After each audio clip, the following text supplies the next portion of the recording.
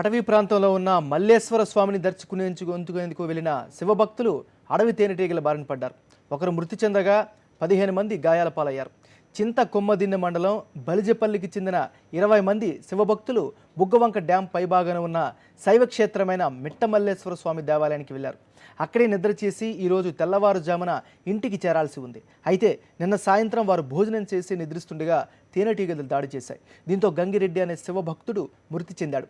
Phone signal అందకపోవడంతో ఓ భక్తుడు అతి కష్టం మీద కొండ పైభాగానికి చేరుకుని సమాచారాన్ని గ్రామస్తులకు చేరవేశాడు. ఆ తర్వాత అతని ఫోన్ కూడా పనిచేయలేదు. శివాలయం దగ్గర పోయినాము, అందరం పోయినాము. 19 మంది అక్కడ భోజనం చేసినాం. పేట దగ్గర భోజనం చేసినాక సిగరెట్ బీడి తాగినారు. ఆ పెద్ద పేరు వచ్చి గరిచినాయి. 15 మందికి గరిచినాయి. ఒక అతనుకు స్వాట్లో చనిపోయినాడు. 13 మంది వచ్చేసి శివాలయం కాడికి ఎందుకు వెళ్తారు? మామూలుగా ఊరికి వర్షం కోసము పూజ చేయని పోయినాము. పూజ చేయని పోయినాము. అందరం వచ్చినాము. అందరం వచ్చేటప్పుడు అతనికి అట్లా జరిగింది.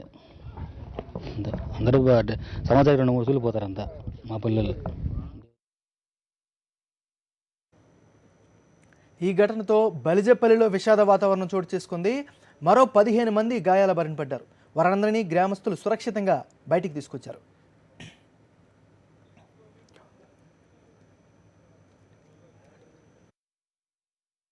గ్రామం చెందిన సుమారు 15 మంది వ్యక్తులు అక్కడ పెద్దగాడి దగ్గర ఉండే ఈశ్వరుని కొలిచేదాని కోసం నిన్నటి ఉదయం బయలుదేరిపోయినారు.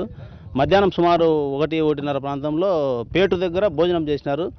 భోజనం చేసిన తర్వాత తిరిగి ప్రయాణమయ్యే సమయంలో అక్కడ ఉన్న తేనెపెట్టెలు ఉండేవి ఈగలు, కందిరీగలు లేచి వీళ్ళందరినీ బాగా కరిచినవి. ఈ కరిచిన సమయంలో భోజనాలు చేస్తున్న వారు కొంతమంది భోజనం అక్కడే వదిలేసి పరిగెత్తినారు అడవిలోకి. పరిగెత్తే సమయంలో బాగా కరిచిన వ్యక్తి తోట గంగిరెడ్డి అనే అతను చనిపోయినాడు. మిగిలిన వారిని అందరినీ కరిచినాయి. తర్వాత ఈ విషయం తెలిసి మేము పోలీసు వాళ్ళము అక్కడ పోయినాము. వాళ్ళని ట్రాక్టర్లో చనిపోయిన అతన్ని కొంతమందిని ట్రాక్టర్లో ఎక్కించుకొని తీసుకుని ఇక్కడ సుమారు 13 మంది దాకా గాయాల పాలైనారు.